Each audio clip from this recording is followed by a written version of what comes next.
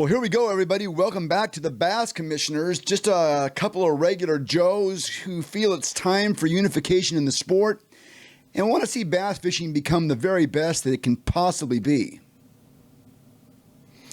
We tackle the hard issues in the sport, and when necessary, we produce binding rulings which the major tournament organizations must... they're probably going to just ignore it. Let's face it. In this episode, we have our first look at what the new BASS Elite qualifiers look like. How do they compare to Major League Fishing's invitationals? That should be an interesting discussion. Also, who are bass fishing's Mavericks? Who are the anglers that have introduced us to techniques and lures and things that make our sport better? You know, where did you hear about drop shotting, for example? What angler do you associate with that particular technique and others?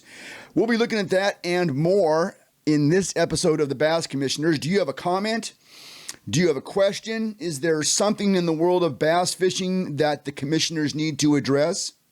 Shoot us a comment or DM us on Instagram, Bass 2 Anglers Podcast, and we'll start investigating. I'm your co-host, Keith Nicewanger, and we, of course, are joined by Patrick Schaefer. Good evening, Patrick. Good. How about yourself? I'm doing well.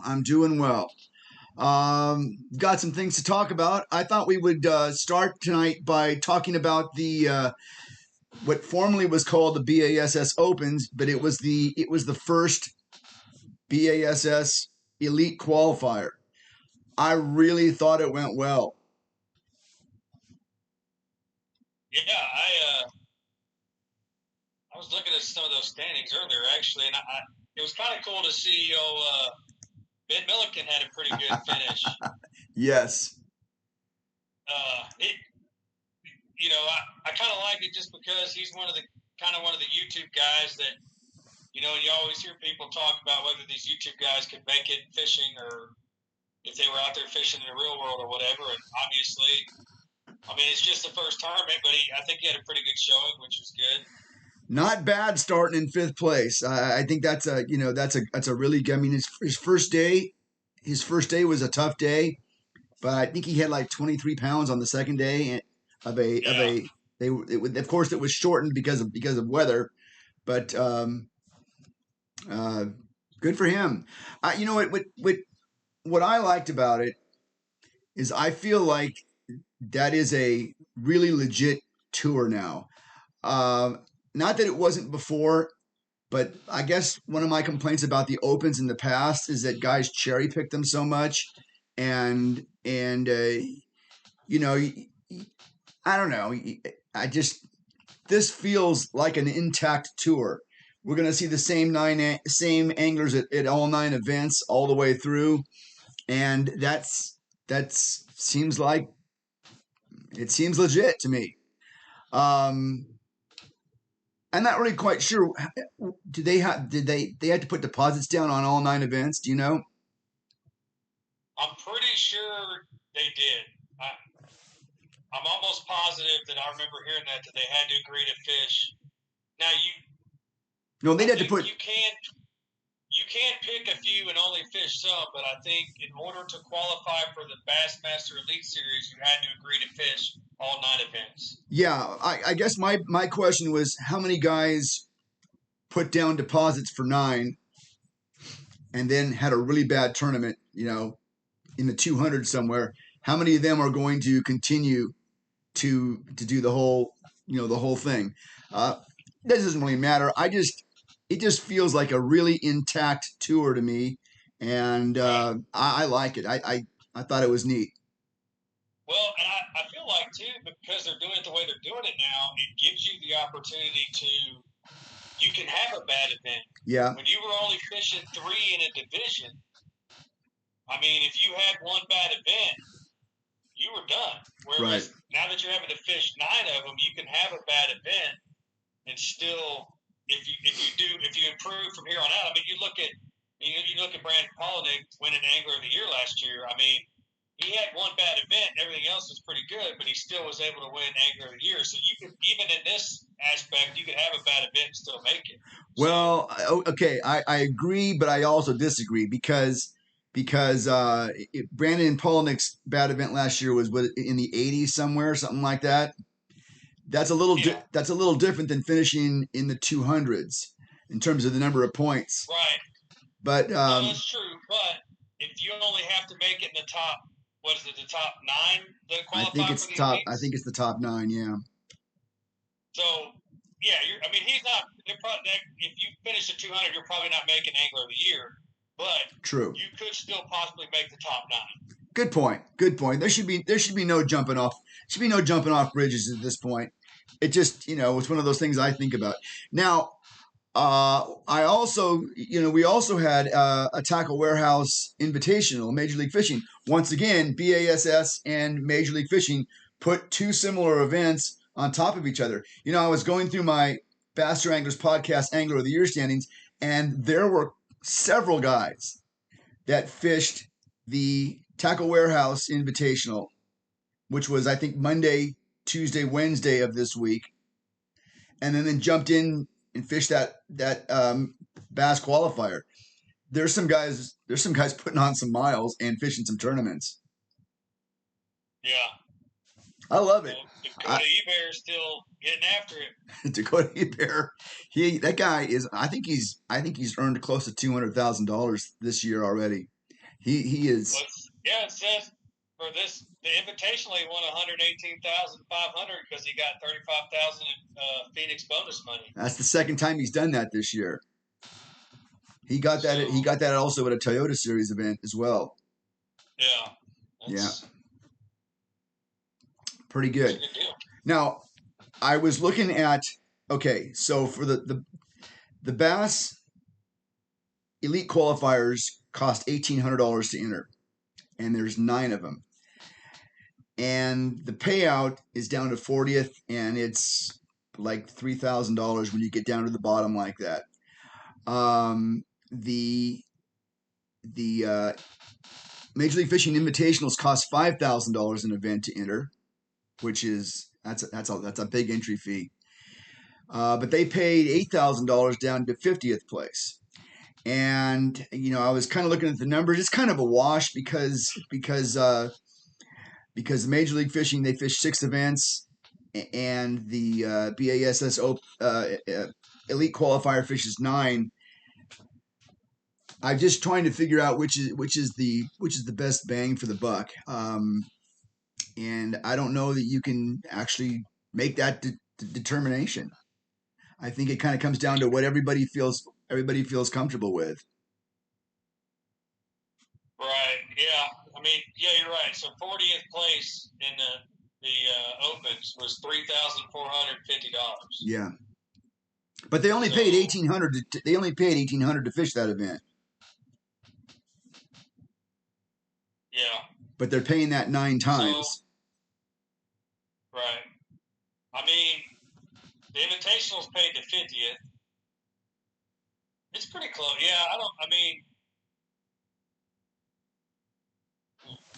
the only advantage to what are the entry fees for the Invitationals? They're $5,000. They're okay. More than double. They're more than double what a bass qualifier or an elite qualifier costs. Pretty expensive to fish those invitationals. Yeah, so if you pretty much they pay down to 50th, but basically if you 50th to 31st, you basically get your money back. Well, you get 8,000. That's more than the entry fee. $3,000 more than the entry fee. The elite qualifiers. Right. You said 5. I'm sorry. The elite qualifiers get $3,400, and that's a little less than double their entry fee, which was $1,800.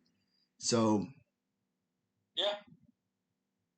I'm gonna have to get a calculator out and really do some serious crunching because now I want to know what the best bang for the buck is. I'm sitting here trying to run all these numbers in my head, talking to you, and I'm like, this is. Well, looks can be deceiving. I mean, when you look at that payout down to 50th, $8,000, and you're going, wow, this is a qualifying tour. That seems like a pretty good payout. I really want to do the math and find out. Maybe for the next episode of this, I'll have that figured out. Yeah, we'll have to look at that. So you know what? I was thinking also this week. I wanted to kind of talk about the Mavericks of bass fishing, and when I say Maverick, I'm kind of thinking about those anglers that really got something started. Whether it be a new technique or a new bait or something along those lines. And we kind of talked a little bit today, off the air, obviously about some names. And I thought we'd maybe do a little word association, maybe throw out a lure or a technique, and see if we can. Which angler do we think is most responsible for that? So should I go first? Yeah, go ahead. Okay. How about the frog? Froggin. What name comes to mind? Dean Rojas. Okay. Now I'm sure Dean wasn't the first angler to ever throw a frog, but so Dean Rojas. I mean, for me, the two big names that come are going to be Ishman Rowe. Yeah. And Cliff Crochet. Oh, really? I mean, Cliff throws a frog quite a bit, and I know he flips too, but he likes to throw the frog. So for me, yeah, those are the names. I mean, I know you put Dean Ross on there, but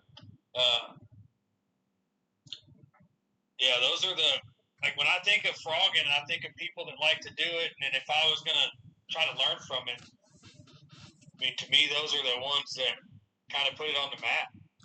Well, the reason I would argue Dean Rojas is because I think Dean Rojas made it okay to throw frogs in tournaments.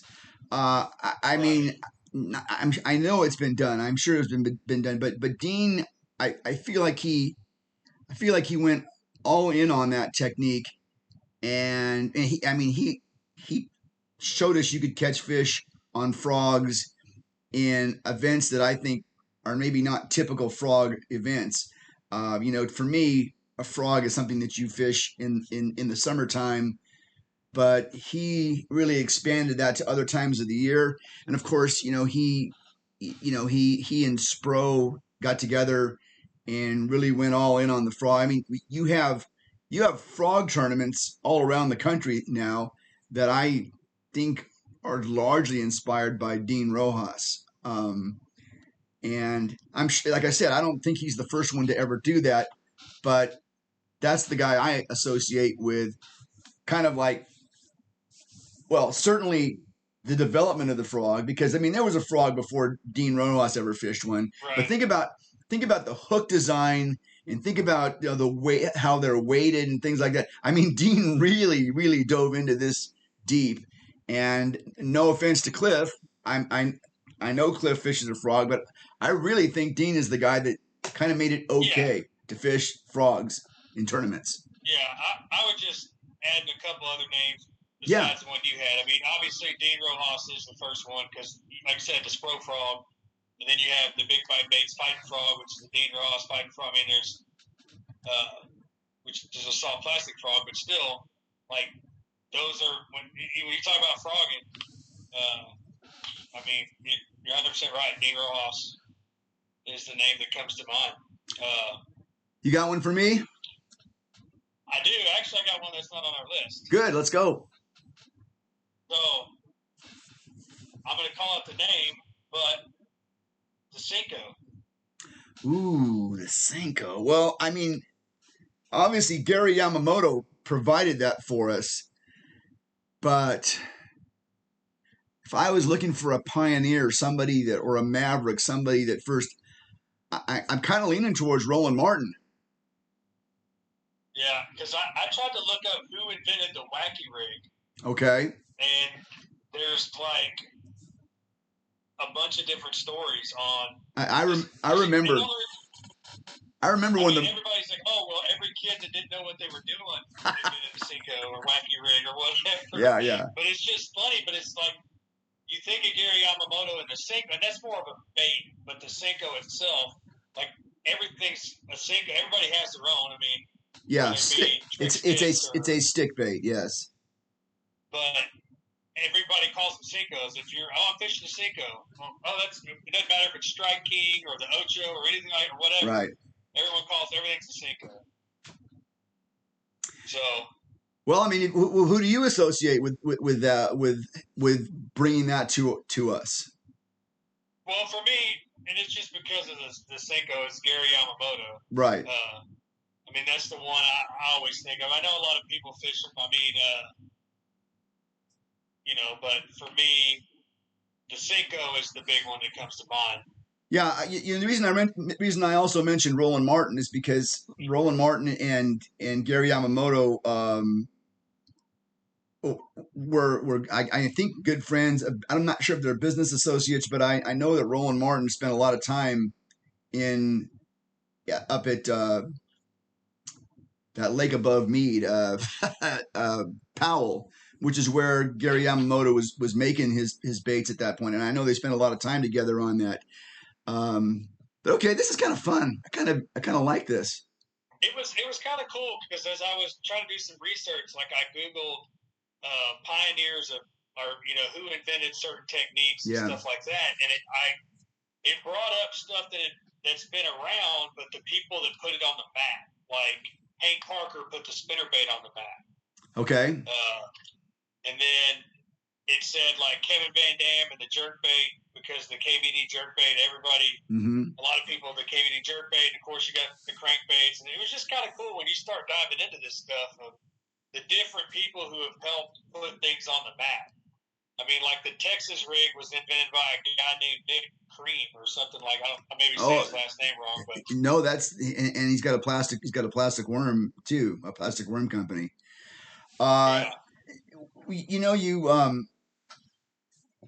You mentioned the jerkbait, and yes, I know KVD is absolutely associated with it. I think a little before Kevin's time, there was a guy named Bassin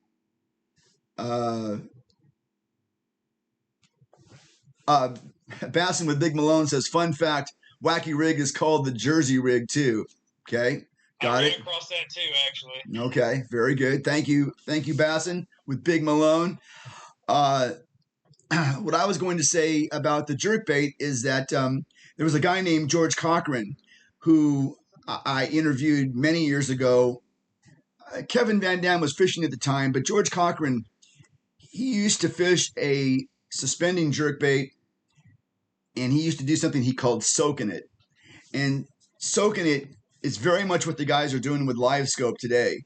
They're throwing a jerkbait down, they're pulling it down, and they're stopping it, and they're holding it right there where the fish are, keeping it right there in the area, causing those fish to come out and get it. But back in those days, he was doing it blind. He'd throw it out, bring it down, along a tree, and then that guy would just hold it there. And I'm assuming maybe in clear water he could see the bait, or maybe not. But that's a technique that a lot of old timers used. And George Cochran's the guy that I mentioned because he won a few BASS. Well, he won a classic, and I don't know if he won the classic soaking it, but I know he won another event, a Pro Tour event, just soaking a jerkbait. I think it was on Table Rock actually. Don't ask me how I remember this stuff. I think that's how he did it. All right. Right. Okay. Well, how about the drop shot? Who brought us the drop shot? So, obviously, I mean, I have to go, and it was funny because when you sent me this list, the two people you put on the list, the two names that came to my mind immediately when I was thinking of techniques, drop shotting, which is Aaron Martins and Brent Ayler. I mean, yeah, I've watched tips on how to drop shot, and those are the two people I watch. My technique and how I do my setup, and uh, was just from watching them. So for me, those are the two guys, and it was a West Coast thing.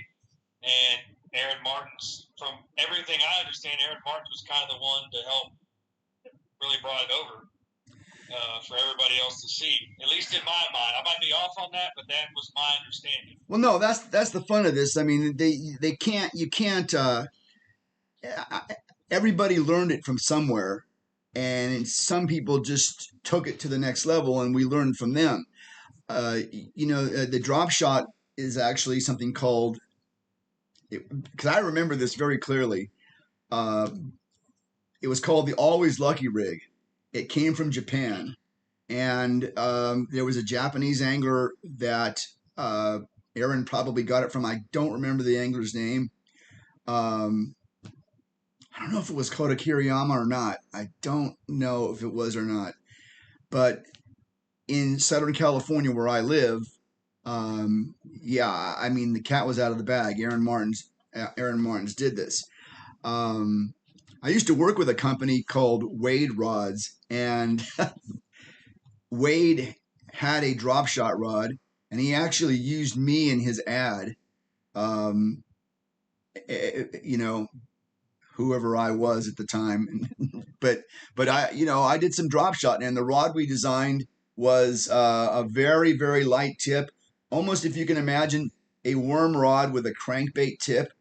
It just was really really soft, and so you could keep it shaking and moving all the time.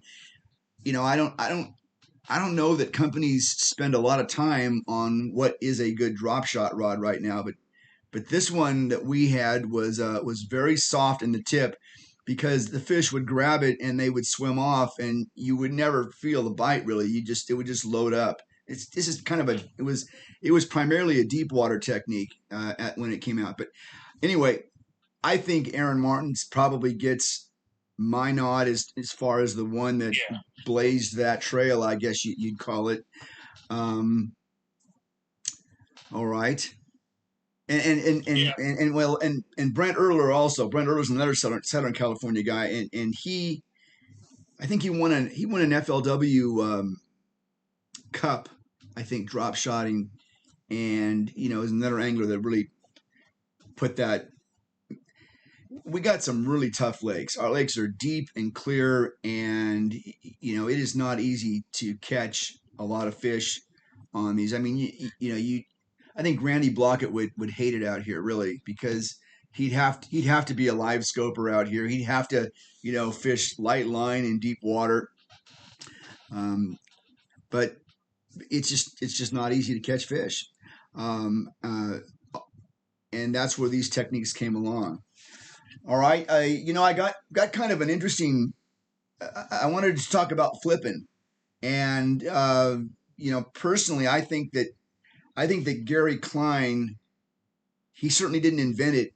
His mentor D. Thomas invented it, without a doubt. There's some great stories about D. Thomas using a 12-foot rod to tool dip and catch bass, and getting protested by other anglers and telling him his rod was too long, and him and D. Thomas saying, okay, well then what's the right length? And them saying, well, the longest you could possibly use is a 7.5-foot rod. And so D. Thomas went out and took a saw and cut his rod down to 7.5. And that's the lore that this comes from. Gary Klein will tell you that story.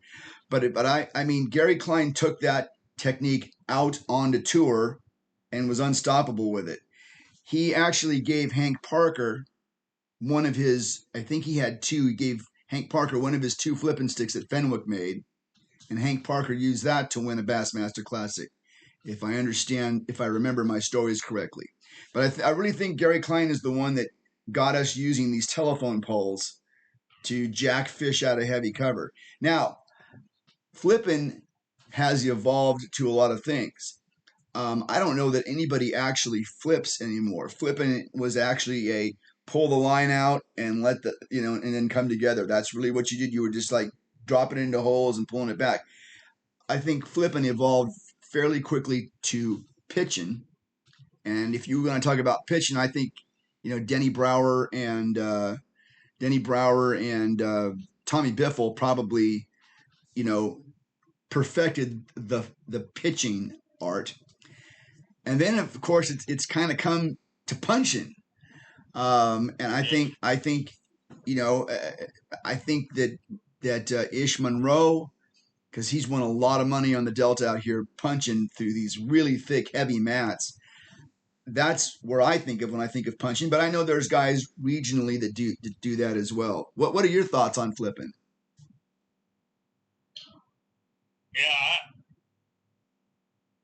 it was funny because like you say that I've heard the story of the D. Thomas thing and the whole.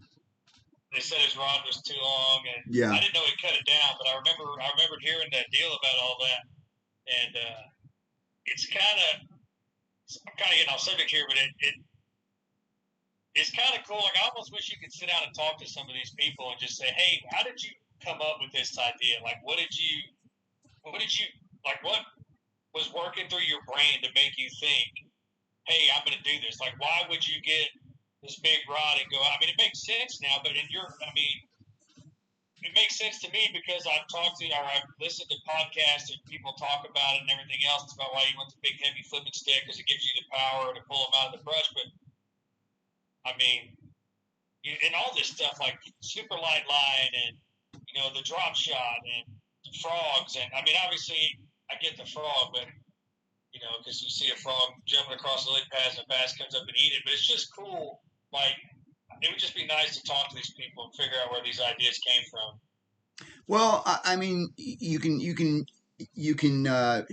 take a look at your own fishing. So you see somebody do this. What thought process do you take? I mean, we all learn from something, and Right. what causes you to make it yours. You know what I'm saying? Yeah. Have you got another one for me? Yeah. Let's deep cranking. Oh, okay. Deep cranking to me. Paul Elias is the maverick that got us there. Paul was famous for a technique that he called kneeling and reeling. He would throw this crankbait, and by the way, he also incorporated a very long rod because he could cast the baits much further. But he would stick that rod tip down into the water, and then he would get down on his knees to get it down an extra 18 inches or so. This guy, Paul Elias was getting the crankbaits down to the 25, 20, 21, 22, 23, 24, 25-foot depth. He was throwing a crankbait in places that had never seen a crankbait. I mean, before that, I think most people threw crankbaits in, 8 to 10 feet, maybe a little bit. But in my mind, he was going after a completely different fish than the ones that, that most of us are fishing for. Yeah. He also, I think, he also probably gets credit for the A rig because he won a very big tournament on an A rig, and pretty much that's why A rigs are banned in big tournaments now because of Paul Elias. He's absolutely a maverick in this sport, both with the A rig and also with the deep crank. I want to make sure we get to this subject before we're done tonight, though. I want to. What do you think about forward-facing sonar? Because this is happening right now, and I know in my mind when I felt like I got hit over the head by it. What do you think? Is there one person, or is it what is it? For forward facing sonar, for me, it's a multitude of people.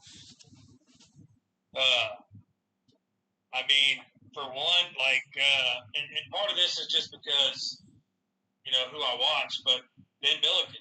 Ben Milliken uses forward-facing sonar, and I know he's kind of new, and a lot of people may not know who he is, but I actually started following him on YouTube and Instagram before, he was just making some videos, and I thought, oh, hey, this guy's kind of cool. He's making fishing videos, and so I watched the stuff, and and then he got the forward facing sonar, and now he puts videos out there, and he shows you stuff that he's looking for.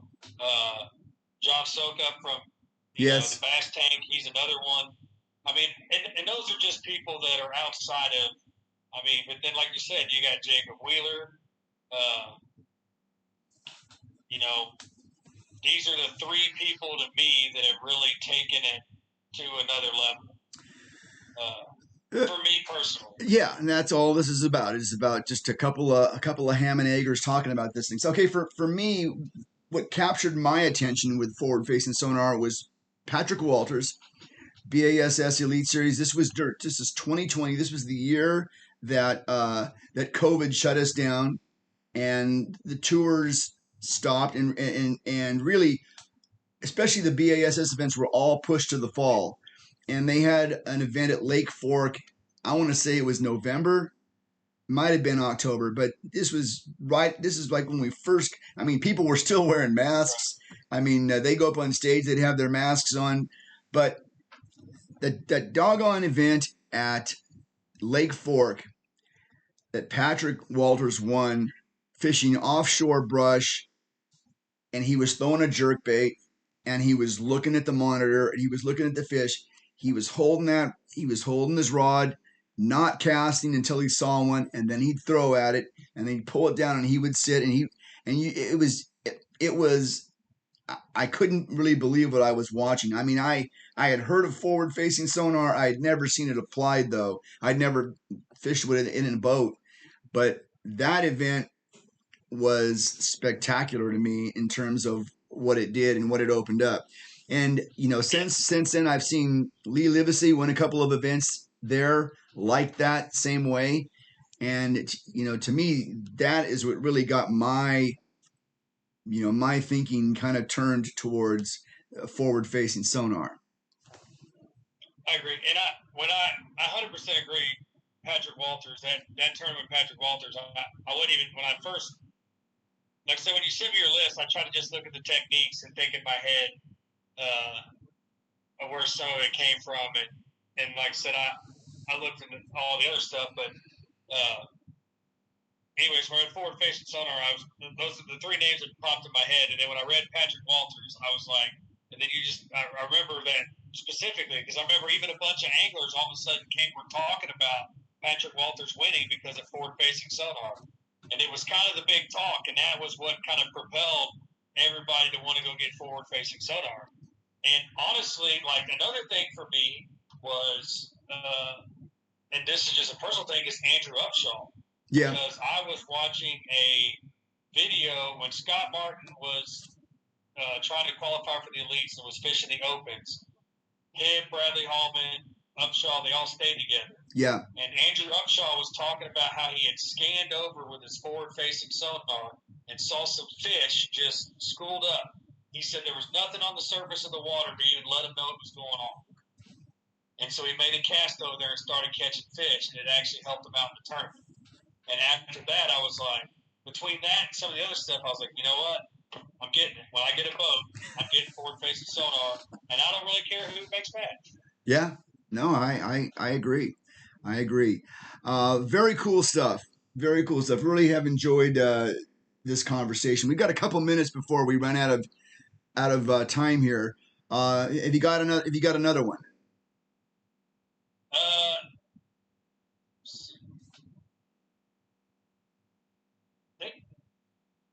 I think we covered it all. I think we covered the okay. I didn't.